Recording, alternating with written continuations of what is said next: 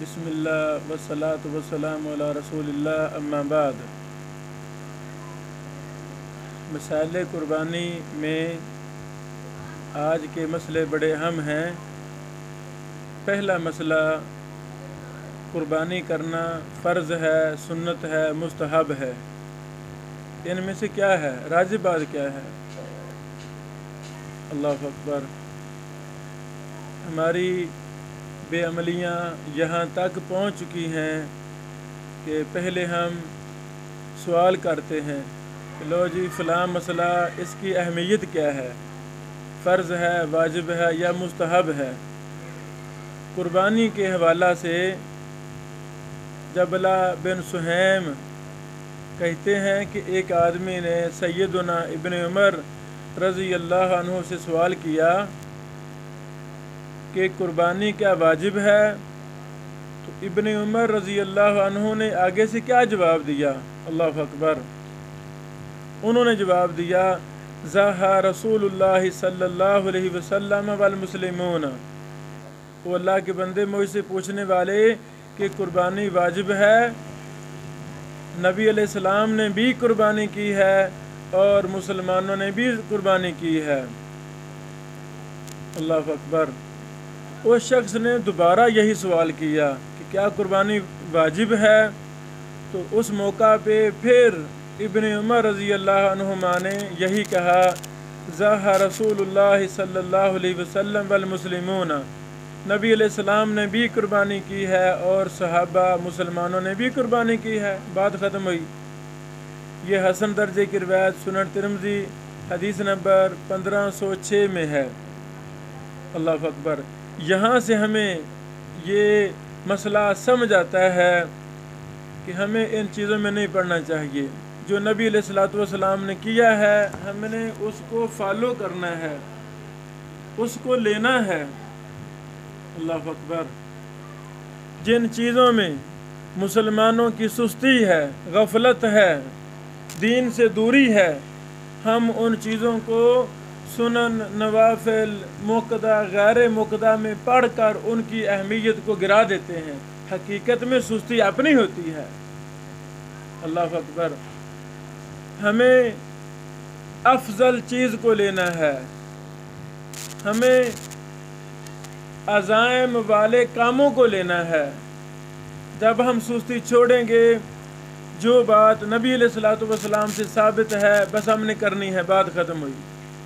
اطیعوا اللہ واطیعوا الرسول کا یہی تقاضا ہے۔ لقد کان لکم فی رسول اللہ اسوۃ حسنہ کا یہی تقاضا ہے کہ جو نبی علیہ السلام سے ملے وہ لے لو، بات ختم ہوئی۔ اب کتنی پریشانی والی بات ہے، جن مسلمانوں میں یہ غفلت ہے، ایک کبیرہ گناہ داڑھی کو منڈانا، حلق کرنا، داڑھی بھی اس طرح پھرانا، یہ حرام ہے، کبیرہ گناہ ہے۔ جب ہم ان سے یہ بحث کرتے ہیں، سمجھاتے ہیں، وہ آگے سے فلسفہ جھاڑتے ہیں، نہیں جی داڑھی تو سنت ہے۔ یعنی جن چیزوں میں انسان کی اپنی غفلت، اپنی کوتاہی ہوتی ہے، ان میں سنن نوافل کی تقسیم کرنا شروع کر دیتا ہے۔ تو سیدنا ابن عمر رضی اللہ تعالیٰ عنہ نے بڑا زبردست جواب دیا۔ جس نے سوال کیا کہ کیا قربانی واجب ہے، انہوں نے کہا، ضحیٰ رسول اللہ صلی اللہ علیہ وسلم والمسلمون۔ نبی علیہ السلام نے قربانی کی ہے، بات ختم ہوئی۔ صحابہ نے قربانی کی ہے، بات ختم ہوئی۔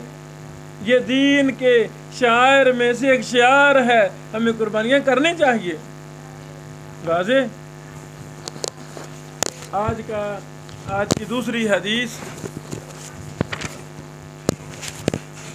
اللہ اکبر۔ ذوالحجہ کا جب چاند نظر آ جائے، ذوالحجہ کا جب چاند نظر آ جائے تو ہمیں اپنے بال وغیرہ نہیں منڈوانے چاہیے، نہیں کٹوانے چاہیے، ناخن بھی نہیں ترشوانے چاہیے۔ یہ بڑا اہم مسئلہ ہے۔ صحیح مسلم حدیث نمبر 1977 ہے۔ ہماری امی جان ام سلمہ رضی اللہ عنہا بیان فرماتی ہیں، نبی علیہ السلام نے فرمایا، اذا دخلت العشر، وَأَرَادَ أَحَدُكُمْ أَنْ يُزَاحِيَ فَلَا يَمَسَّ مِنْ شَعْرِهِ وَبَشَرِهِ شَيْئًا۔ اللہ اکبر۔ نبی علیہ الصلوۃ والسلام نے فرمایا جب ذوالحجہ کا چاند طلوع ہو جائے، جب ذوالحجہ شروع ہو جائے، داخل ہو جائے، تم میں سے جو قربانی کا ارادہ رکھتا ہے اسے چاہیے کہ اپنے بالوں سے کچھ نہ کاٹے، اپنے بالوں سے کچھ نہ کاٹے۔ صحیح مسلم کی ہی ایک دوسری روایت میں یہ لفظ ہیں فَلَا يَأْخُذَنَّ شَعْرًا وَلَا يَكْلِمَنَّ ظَفْرًا۔ کیا مطلب؟ وہ اپنے بالوں کو ہرگز نہ کاٹے، بالوں کو نہ کاٹے اور اپنے ناخنوں کو بھی نہ تراشے۔ یہ صحیح مسلم کی حدیث نمبر 1977 ہے۔ اس سے ثابت ہوا جس نے قربانی کرنی ہے اسے اپنے بالوں سے، اپنے ناخنوں سے پرہیز کرنا ہے۔ نبی پاک علیہ السلام نے منع فرما دیا ہے تو منع ہے، بات ختم ہوئی۔ حرام ہے۔ نبی علیہ السلام جب کسی چیز سے منع فرما دیں اور کوئی دلیل قرینہ نہ ملے جو اس کو اس کے حکم سے پھیرے تو وہ منع اور حرام ہوتا ہے۔ یہاں پر دوسرا مسئلہ یہ ہے اگر میں نے قربانی کرنی ہے، وہ میری قربانی میری طرف سے بھی ہے، میرے بیوی بچوں کے طرف سے بھی ہے، اہل خانہ بھی اس میں شریک ہیں، تو جیسے مجھ پر بال کٹوانے پر پابندی ہے یہی پابندی میرے گھر والوں پر بھی لاگو ہوگی۔ اچھا، اب وہ شخص جو قربانی نہیں کرنا چاہتا وہ کیا کٹوا سکتا ہے؟ اللہ اکبر۔ یہ دوسری صحیح حدیث، حسن درجے کی حدیث ہے۔ نبی علیہ الصلوۃ والسلام نے فرمایا جس کے پاس قربانی ہے ہی نہیں، وہ قربانی کا ثواب لینا چاہتا ہے، یعنی غریب شخص ہے، قربانی کی طاقت نہیں ہے بیچارے کے پاس، وہ قربانی کا ثواب لینا چاہتا ہے تو وہ کیا کرے؟ وہ قربانی کرنے والوں کے ساتھ اپنے بال وغیرہ کٹوا لے۔ کیا مطلب؟ مطلب یہ ہے جیسے قربانی کرنے والا شخص یہ 10 دن ذوالحجہ کے پہلے 10 دنوں میں اپنے بال وغیرہ نہیں کٹواتا، نہیں مڑواتا، ناخن نہیں تراشتا، تو یہ شخص بھی ان 10 دنوں میں اپنے بال وغیرہ نہ کاٹے، ناخن نہ تراشے۔ تو کب یہ کاٹے؟ جب قربانی کرنے والے قربانی کرنے کے بعد کٹوائیں گے بال وغیرہ تو اس موقع پہ کٹوائے، ان کے ساتھ کٹوائے، ان کے وقت میں کٹوائے، تو انشاءاللہ العزیز اس کو بھی قربانی کا ثواب ملے گا۔ اللہ اکبر۔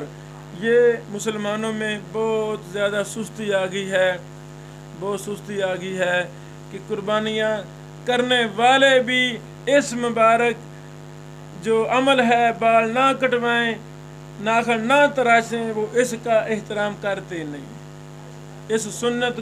یہ سنت متروک ہو چکی ہے، الا من رحم ربی۔ ہونا تو یہ چاہیے تھا جب آخری یعنی جب ذوالحجہ کا چاند نظر آ جاتا حمام دیہاتوں کے شہروں کے بند ہو جاتے ہیں، اس احترام میں کہ نبی علیہ الصلوۃ والسلام نے منع فرمایا ہے، اور ہمارے بھائی جو بال کٹنگ کا کام کرتے ہیں وہ دکانوں پر لکھ کر لگا دیتے کہ حضرات الحمدللہ ذوالحجہ کا چاند نظر آ چکا ہے، پہلے 10 دن ہمارا حمام یہ بند رہے گا۔ سبحان اللہ، ہونا تو یہ چاہیے تھا، لیکن شیطان نے ان کو بھی مختلف وسوسے وہم ڈال کر انہیں بھی مطمئن کر دیا ہے جی ہم کون سے گنہگار ہیں۔ او بھائی جان، نہیں، جو چیز منع ہے وہ حرام ہے، حرام کام میں کسی کا تعامل نہیں کرنا چاہیے۔ اب کوئی شخص جس نے قربانی بھی کرنی ہو وہ میرے حمام پہ آ کر کہے میرے بال کٹیں کر دیں تو مجھے نہیں کرنے چاہیے، اس کو واضح لفظوں میں کہہ دوں کہ بھائی جان نبی پاک علیہ السلام نے منع کیا ہے، میں کون ہوں کاٹنے والا، میں نہیں کاٹوں گا۔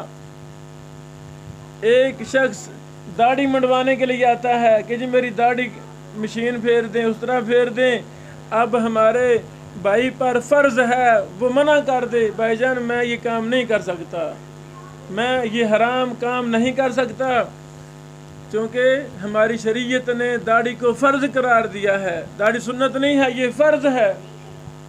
کتنے افسوس کی بات ہے جس میں ہماری غفلت، ہماری سستی ہے، اس کو ہم نے سنت بنا لیا۔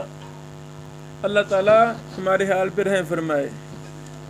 یعنی یہ مسئلہ بڑا اہم ہے، بال نہ کاٹنے والا، یہ ذو الحجہ کا احترام ہے، حج کا احترام ہے، سب سے افضل دن یہی ہیں۔